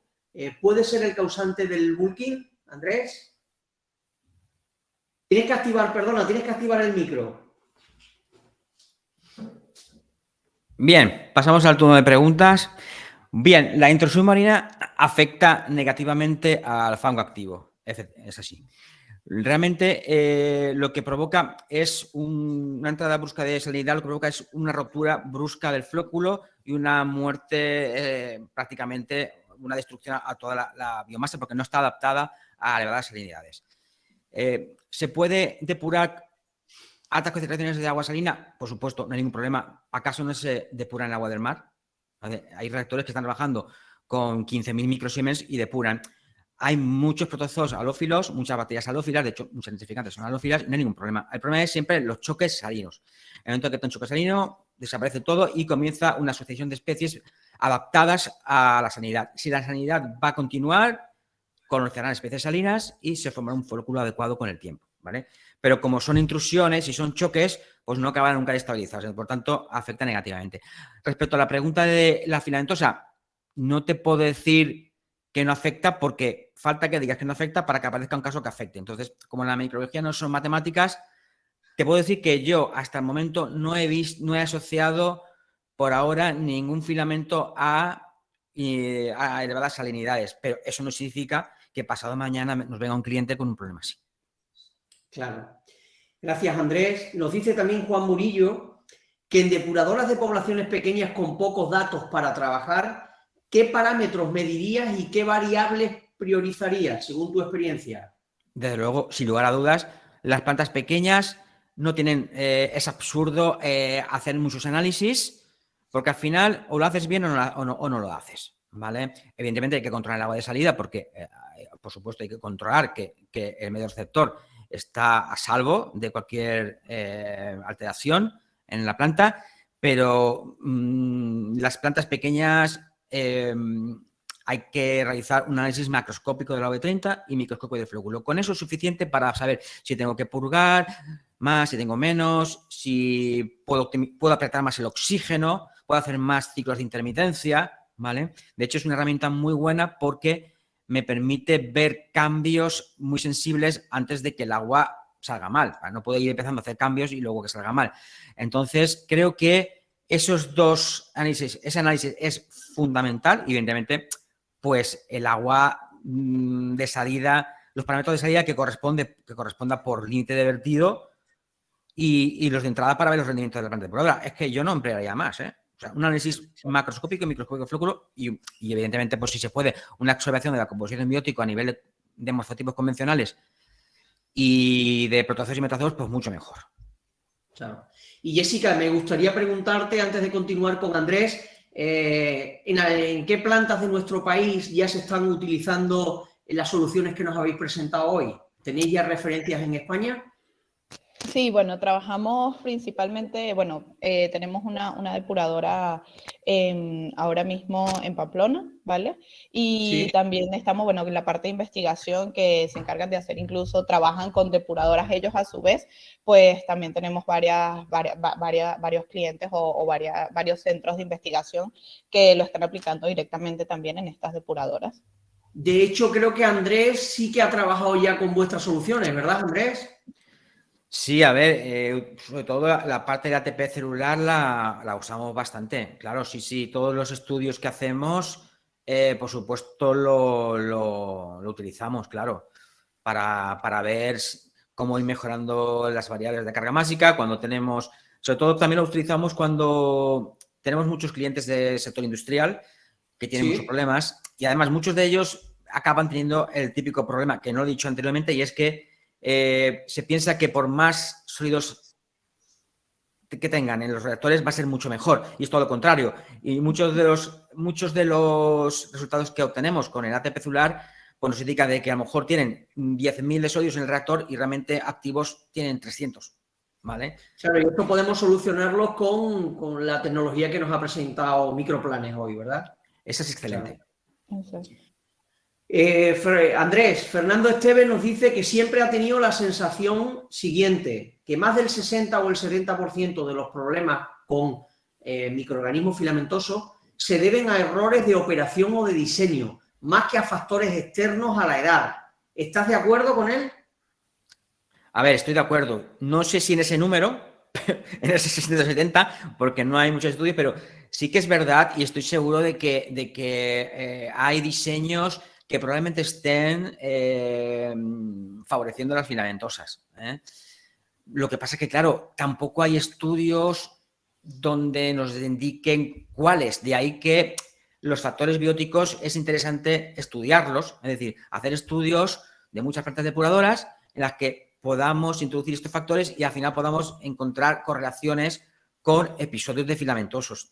Luego también, evidentemente, los diseños impiden muchas veces dar una solución rápida y efectiva a las filamentosas. Entonces tenemos ahí solo dos problemas. Uno, que pueden a nivel cinético favorecerlos, ¿vale? Sí. Por sus diseños. Y otro es, pues que muchas veces son barreras para poder evacuar o dar una solución efectiva a problemas de bucle y foaming. Me pareció muy interesante, Andrés, la propuesta que hacías antes de que se animaran las empresas a hacer macroestudios en un montón de plantas para conseguir resultados, ¿no? Aquí me consta de que hay directores de explotaciones de grandes empresas, entonces yo les emplazo a que esos estudios no están hechos. Estudiar 300 depuradoras, eso es una mina de oro. Hay que hacer un buen diseño y ver si realmente, porque claro, tener muchos escenarios nos permite estadísticamente a buscar correlaciones, que es al final a lo que te va a decir si realmente el diseño en carrusel provoca este tipo de problemas y a veces son dos factores a la vez. Eso también se puede ver en este tipo de estudios. Claro. Jessica, nos preguntaba Carlos Castaño que si tenéis kit para analizar bacterias púrpuras, que realmente no sé a qué tipo de bacterias se refiere, no sé si tú sabrías. Bacterias púrpuras, pues me lo apunto, pero particularmente en el caso de fangos tenemos nitrificantes, tenemos metanogénicas y bueno, tenemos varios parámetros de las diferentes filamentosas. Bacterias púrpuras realmente no lo... Pues me No lo apunto obstante, porque no lo... animo a Carlos que nos deje en el área de Sí. preguntas, que nos deje a qué tipo de bacteria en concreto se refiere, porque a mí también me había parecido raro el tipo de bacteria, no sé Sí, a vale. qué se referirá. Sí, no, igual me lo apunto para verlo. Perfecto. Andrés, nos dice Belén Miranda, para depuradoras con sistema de biofiltración, no de fangos activos, ¿qué tipo de microorganismos se detectan? Al no tener fangos activos, no se hace V30 ni IVF. ¿Qué otro parámetro podemos usar para ver la evolución del fango biológico en este tipo de plantas? A ver, son sistemas poco estudiados, tengo que decirlo, porque sí que hay muchos estudios de fangos activos, de cultivo en suspensión, pero sí que es verdad que he hecho en falta estudios de biopelículas.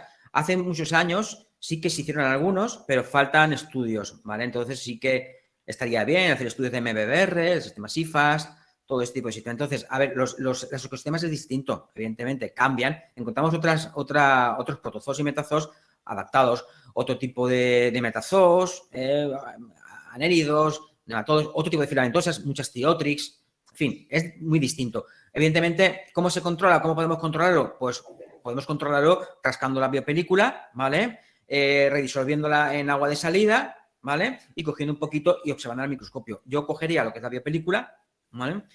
Sí. Haría una valoración y de alguna forma lo relacionaría con las condiciones de planta. Y luego aparte también la película desprendida, a ver qué aspecto tiene la película desprendida. Vale. Andrés, y Juan José Salas, el médico del agua, nos dice que gran presentación la que has dado hoy y que dada la importancia de los procesos biológicos en el tratamiento de las aguas residuales, ¿no crees necesario incrementar la formación de los técnicos en esta materia, Andrés? Sí, por supuesto. Y de hecho, nosotros tenemos una gran demanda en Gual Bublé de técnicos de explotaciones.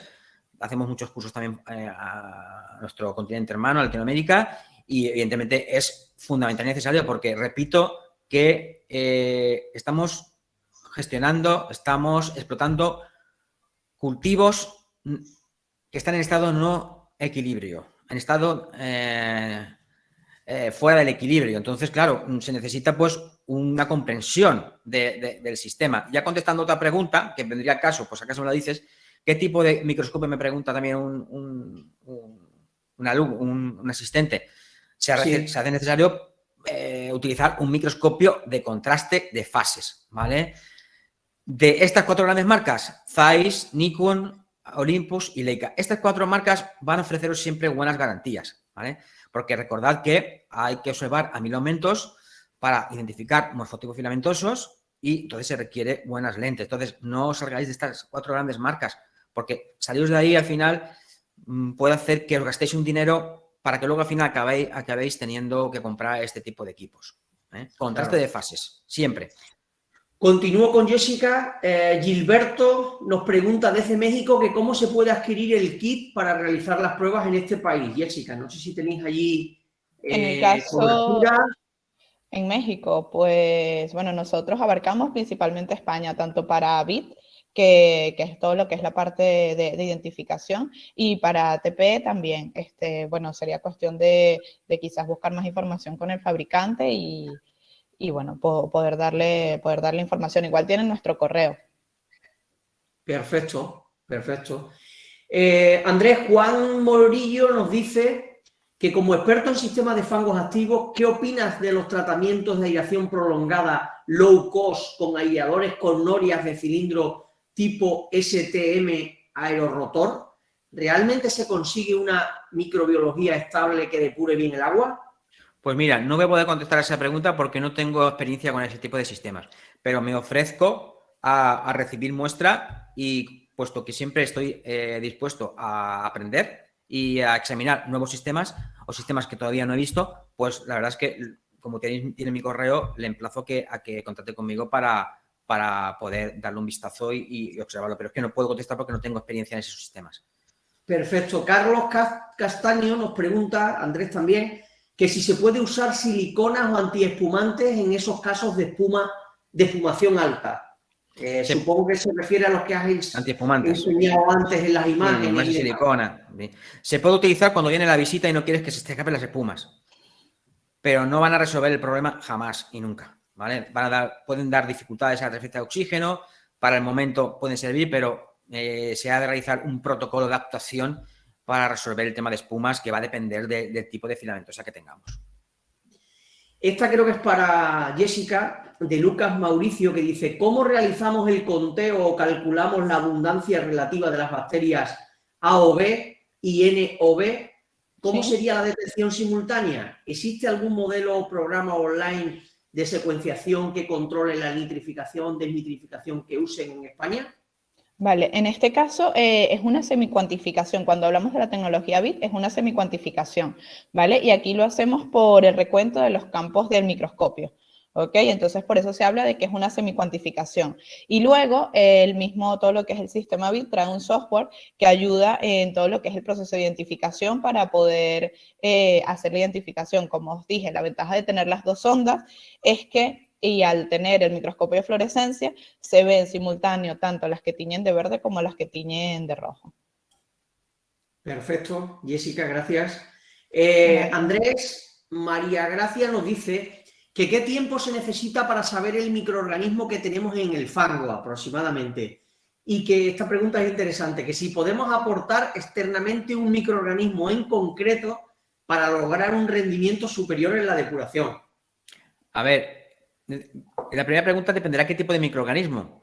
Porque claro, si es un protozoo y un metazoo, pues eso es inmediato. Es una observación microscópica y que tiene un poco de experiencia y habiendo ido a un curso es suficiente. Otra cosa es ya que sea una filamentosa, que tengamos que, si es a nivel convencional también, en el mismo momento, en cuestión de un par de minutos, 3 minutos, 5 minutos, se puede identificar, no hay ningún problema. Ahora bien, si ya requiere... claro, si da realmente problemas y el análisis convencional no te va a dar la solución, entonces hay que ir pues, a un análisis FISH, enviarlo a un laboratorio externo, ¿vale? Y llevará pues su tiempo, evidentemente, el tiempo que demande hacer el laboratorio, pero en principio no se tarda mucho. Y luego lo mismo con secuenciación masiva, ¿eh? Lo que pasa es que la secuenciación masiva lo bueno que tiene es que hago un barrido y no solamente veo esa filamentosa, sino veo todo lo que tengo, ¿vale? Ángel Escandón nos pregunta también, Andrés, ¿de qué manera se relaciona la abundancia de microorganismos con la generación de olores intensos que requieran control? ¿Hay alguna relación?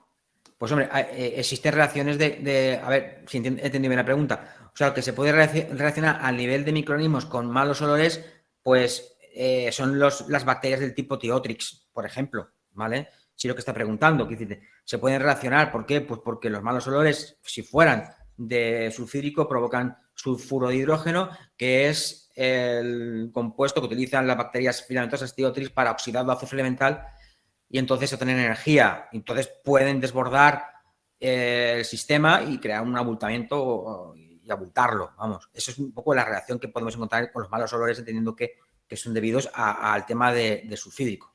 No sé si iba por ahí la pregunta. Creo que sí, que iba por ahí. Jessica, las soluciones que nos has enseñado antes, en concreto la tecnología BIS y demás, ¿cuánto de complejas son para aplicarlas en la JEDA? ¿Qué Mira, complejidad tienen? vale, la ventaja que tiene es que son muy sencillas de utilizar.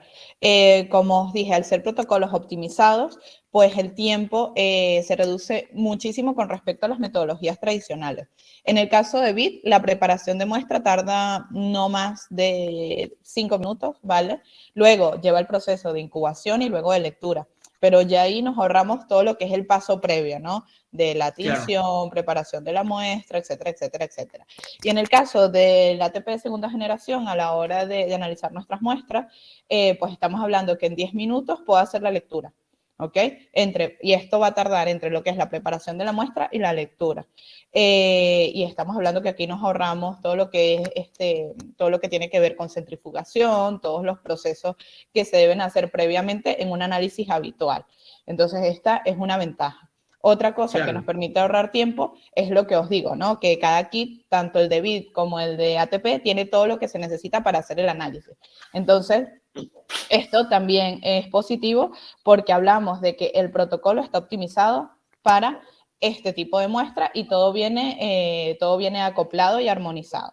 Okay, entonces, claro, o sea que nos ahorra mucho trabajo porque prácticamente abrimos el kit y lo tenemos todo, ¿verdad? Correcto, correcto. Y otra parte positiva es esto, que a nivel técnico no se requiere de tanta especialización, o sea, la formación la hacemos nosotros y realmente cualquier técnico de la EDAR puede hacerlo y eso yo creo que también es importante porque es poner a la mano soluciones que puedan ser aplicables, implementables y además de fácil aplicación e interpretación. Y eso es una de las ventajas. Claro, estupendo, Jessica, gracias.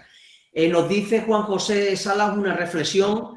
Dice, queda patente que no sabemos casi nada de cómo y por qué funcionan nuestros bioreactores, que nos queda mucho por aprender. Joaquín Aguilar, Andrés, nos hace una pregunta muy interesante. ¿Qué te parece el índice de Madoni que tanto hemos utilizado tantos jefes de planta? En concreto, yo también me incluyo. Bueno, buena pregunta, la estaba esperando, además la he leído ya antes y estaba deseando que la hicieras. Bueno, a ver, creo que como en todo, llega un momento en que hay que decir adiós a muchas cosas, sobre todo si fueron buenas. Y una de ellas es el índice Madoni, del cual tengo realmente una admiración y creo que ha sido un pilar fundamental en la historia de la bioindicación. Sin él, probablemente no hubiéramos llegado a donde hemos llegado de aquí. Entonces, creo que ya hay que dejarlo en el olvido, no hay que utilizarlo y voy a decir por qué. Porque, vamos, es que es muy fácil. Quiero decir, el profesor Madoni hizo un excelente estudio, ¿vale? En el año 1994 para plantas que no eliminaban nitrógeno. Los indicadores cambian. Es decir, los indicadores van cambiando. Entonces, ¿por qué? Porque ahora mismo se están utilizando sistemas para eliminar nitrógeno, los jefes de planta están implementando estrategias nuevas y siempre que haya tensiones cinéticas nuevas y tensiones y cambios metabólicos en las plantas van a aparecer nuevos microorganismos. Y de hecho yo ahora mismo estoy viendo protozoos que antes no veía. Es decir, que esto es dinámico, cambia.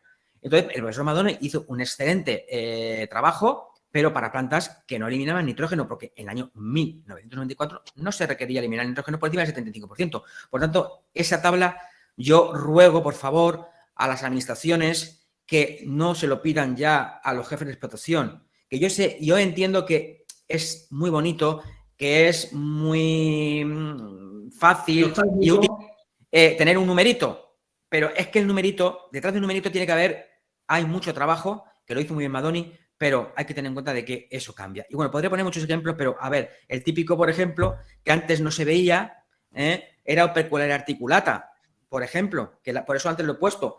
Y esa especie que es de género Opercularia, si entras por la tabla, te entra por lo peor, o por uno de los peores entradas. Y sin embargo, Opercularia articulata es una excelente, diría, una de las mejores bioindicadores de alto rendimiento en la nitrificación. Podría poner muchos ejemplos para que está. Y yo creo que el profesor Madoni estaría de acuerdo conmigo. Yo sería humilde y si yo hubiera creado hace 20 años de hecho, yo he colaborado en libros y yo siempre digo, a ver, aquello que hice ya está obsoleto. Claro. Como anécdota tengo una foto contigo y con el profesor Madoni, no recuerdo en qué año, en el año 2000 aproximadamente en Sevilla. Sí. No sé si lo recuerdas. Sí, me acuerdo perfectamente. Mira, Emilio Serrano nos pregunta, Andrés, que en la carga másica, además de la falta de información de la biomasa activa, ¿no crees que sería importante el carácter de la LECUO biodegradable rápidamente y o lentamente biodegradable determinado por respirometría? Pues sí, es decir, claro. Sí. Yo completamente de acuerdo. Aquí lo que hay que hacer es ensayar y ensayar, ¿vale? Pero claro, aquí lo que hay que hacer es incorporar los estudios. Pero claro, la idea puede ser buena. Y de hecho es buena, pero claro, hay que llevarlo a la práctica. Es decir, hacer un estudio donde tengamos 100, 200, por lo menos más de 50 muestras y ver si realmente el incorporar en el numerador esa variable y meter en el denominador la variable de ATP, vemos si realmente mejoramos las correlaciones con los cambios en la biomasa, ¿vale? Pero sí que me parece una idea estupenda, por supuesto, pero de eso no hay. Sí, hay cosas parciales, pero no hay estudios serios a escala real. Y ya entramos en la recta final, en los últimos 5 minutos. Andrés, Leticia Martínez nos dice que si eres partidario de diseñar con líneas de tratamiento secundario totalmente independientes o bien interconectadas. Que yo creo que este era un tema que ha defendido bastante el profesor Jorge Chamorro también. A ver, por supuesto, flexibilidad. Que pueden estar interconectadas y que pueden estar separadas. Sin lugar a dudas. Ambas, por supuesto. ¿Por qué? Porque en un momento habrá que llevarlas separadas y en algún momento podrán venir bien interconectadas. Y jamás, y siempre en paralelo, nunca en serie. Siempre en paralelo, sin lugar a dudas. Porque en serie se dificulta mucho su control. Claro. Y esta para Jessica, ya vamos a ir cerrando. Jessica, antes nos decías que la tecnología nos permite adelantarnos a episodios de bulking. Me ha parecido muy interesante. Cuéntanos un poco más, ya para ir cerrando. Sí, en este caso, porque además de medir el ATP celular, en el caso de la tecnología de ATP de segunda generación, podemos medir específicamente lo que es el ATP de las bacterias filamentosas. Entonces, si hacemos un proceso de monitorización de nuestra planta, hay unos parámetros que describe el fabricante y diversos estudios, donde podemos establecer nuestra alerta. Y ya cuando pasa de este punto, ¿ok? Ya sabemos que a partir de aquí es que básicamente en nada vamos a tener lo que es el fenómeno de bulking.